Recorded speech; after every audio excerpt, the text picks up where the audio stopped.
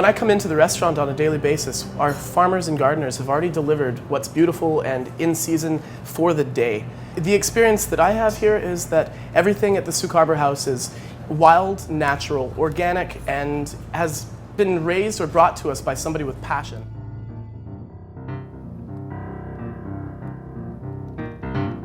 This is shingeku, and this is bachelor buttons.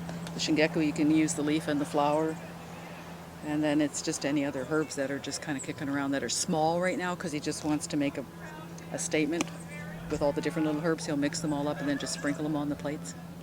They change their menu on a daily basis. So there's very few restaurants that you go and the menu is different every single day. And they'll do it according to what they're bringing in from the local farmers. So if tomatoes are in season, they have tomatoes in season. Then that's when they'll get their basil. We have an excellent team in the kitchen, and our team is headed up by a very talented young chef named Robin Jackson.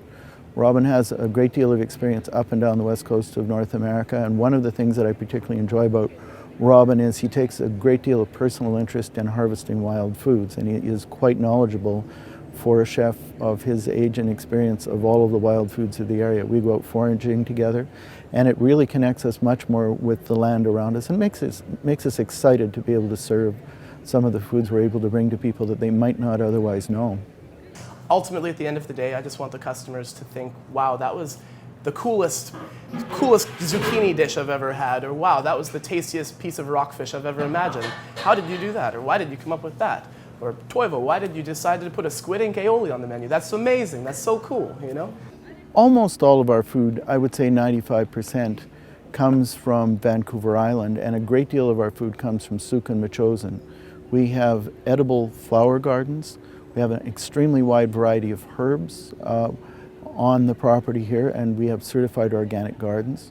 Also, we're lucky to be on a seaport, and although we have a small fishing fleet, we still have an excellent supply of crab, shrimp, cabezon, sculpin, wolffish, halibut, salmon. We harvest all kinds of wild foods here from early spring to late summer, starting with things like salmonberry shoots and ending up with 30 or 40 kinds of edible mushrooms.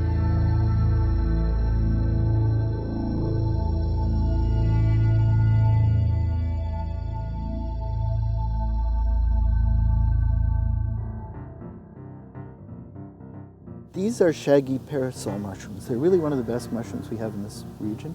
The mushroom gills haven't opened up yet, but it's quite a beautiful mushroom. And we have some more along here. Leave those for tomorrow.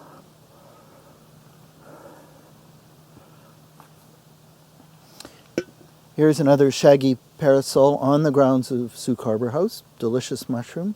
We'll leave that one for tomorrow as well. And here are a few more right here.